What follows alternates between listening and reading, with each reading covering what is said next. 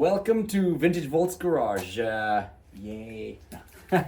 Today we're going to talk about our little project that we've been working on for a while, Beastie, and so this is the finished product actually, we're going to do a little walk around, go over the truck, show you what's in it, what it involves. And yeah, just do a whole rundown of the truck. Ta-da! Lovely V8 space. I'm just kidding. So here's the front battery box. And to give you an idea, this truck has 170 kilowatt hours of batteries and about 165 usable. So really a lot of power, kilowatt hours. And that's two ID4 battery packs all in this truck itself. And this one is one of the ID4 battery packs. And then we have the coolant reservoir for the inverter motor and coolant reservoir for the battery pack. Radiator, cooling underneath of the pumps. And then everything had to be obviously electrified. So there is a vacuum pump in here that's electric. Then the power steering is there.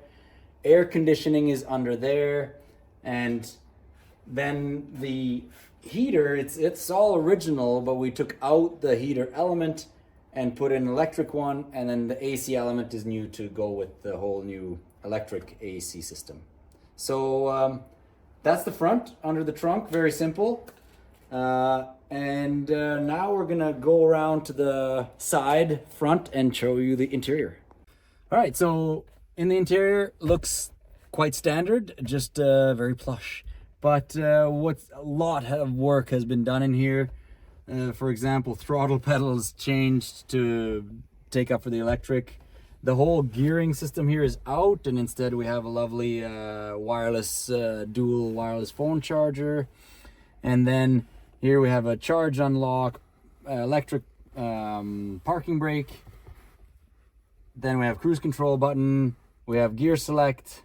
That's all changed, and of course the dashboard is totally changed, where we had to have new dials, but this is an amp meter instead of a rev meter. You have your normal speedometer, but then you have a battery level indicator, and we have a motor temp as well.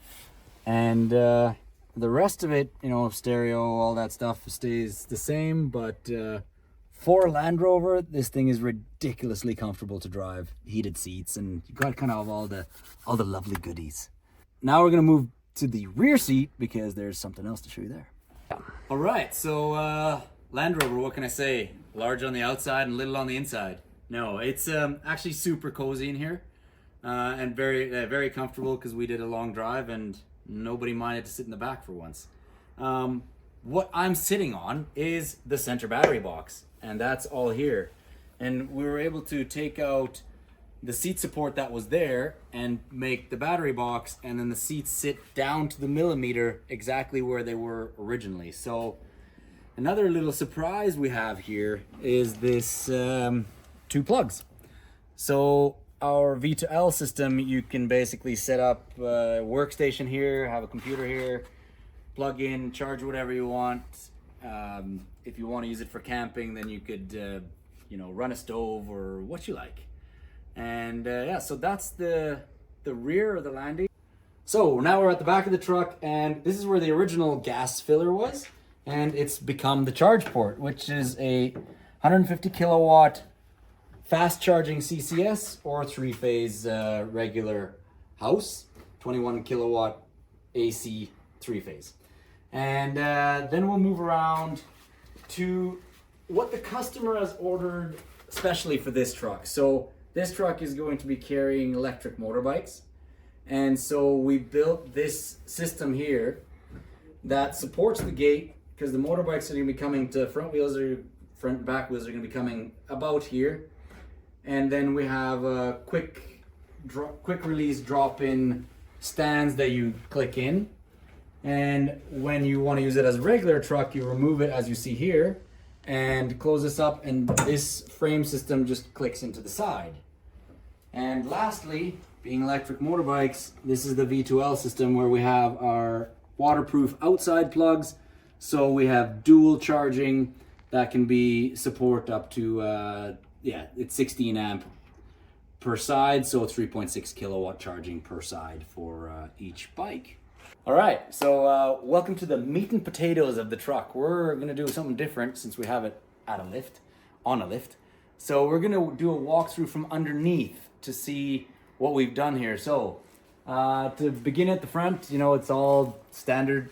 And right away you get to this point where it looks standard, but there's a limited slip differential and the axles are changed inside, all to be strengthened up to be able to handle the more torque and more power that this thing puts out.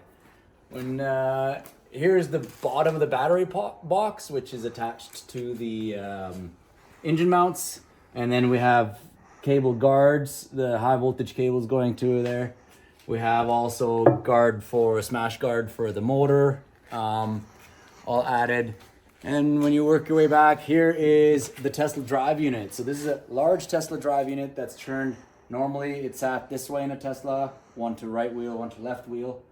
We have flipped it, put it sideways, flipped it, redid the oil pump in there, and then we changed the gears out from 1 to 9.7 to 1 to 4.5-ish.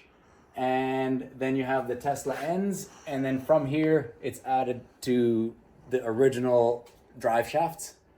There is a limited slip diff in there, and then each axle has a limited slip diff. So basically, you know, our top speed will remain back up to around at 200 plus kilometers an hour. That's more than enough for this thing. And so that's the drive unit. And then we move back here, you can see the high voltage plugs. So that's two are going to the motor, and one is coming from the front battery box, and one is going to the rear battery box, and the junction box in between. So you can see what's really important in these builds is tidy. Everything has to be neat and tidy and really tied up, so nothing is gonna rub and wear through and all those things. So then when we move back here, you can see one of our water pumps for the battery system.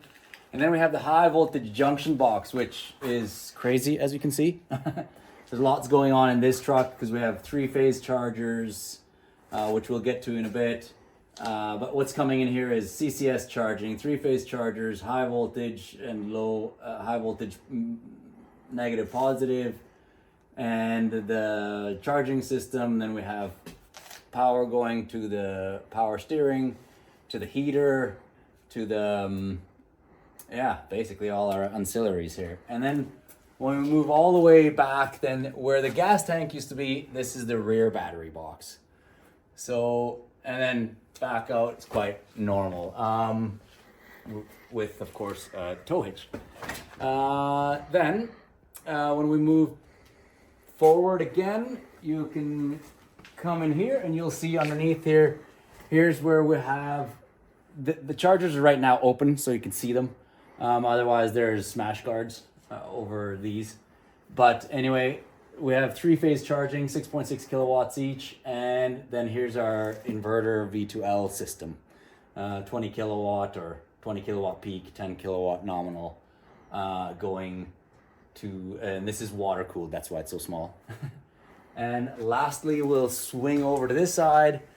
This is our high voltage side of the big cables going from the front and back along the truck, and air compressor tank, which we can hook on just a normal to fill up tires or whatever, air compressor, and all nicely tucked away. All right, so while I'm gonna be chatting a little bit more, you can check out all the videos that we have shot of. We've done some very extensive testing on this. We've driven it over 5,000 kilometers, all the way from Wales through 5 different countries. You can watch the previous video that kind of shows all that.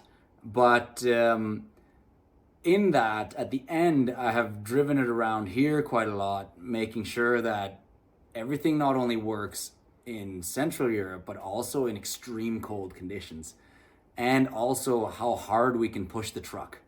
That's really fun. And plowing through a meter of snow, doing donuts, was very difficult to test. No, but anyway, it was awesome. The truck has really surprises us. I think the thing that I have to really say about it is the amount of power this thing has is mind-blowing. It's been stated by one of the guys as like it's an anti-gravity machine, really, and that's really it. I mean, the performance stats come near 4 seconds, 0 to 100. I mean, that's just insane. Something this big, which weighs 2.9 tons, which means you can drive it on a B license, so normal license, and you can also tow up to 3 tons with this truck. So that's where those stats come from. Is where is the truck at right now? The truck is finished, testing is done, and we have basically, it's past all the registration, and this is really treading new territory in Sweden. We worked very hard on making sure that the future vehicles that we build are going to go smoothly and going to go quickly. So that's all done, awaiting to get the license plates so that we can basically go and deliver it to our customer. We just can't wait for that. And so if you want to see further episodes of how we built the truck, is click on the links above here. And Electric Classic Cars, Richard and Tim, they do a fantastic job of doing really nice videos explaining things in depth. All right, so that concludes everything for us. And I have one question for you guys. That is, now that you've seen the truck and you've seen us build it, what's in it, how it works, weights, power, everything, how would you use this truck? Would you use it as an overlander vehicle? Would you use it as a daily driver, driving your kids to school? How would you use it? There's so many ways to use this thing. I'm just really curious to see that. So on that note, we'll conclude and see you on the next one.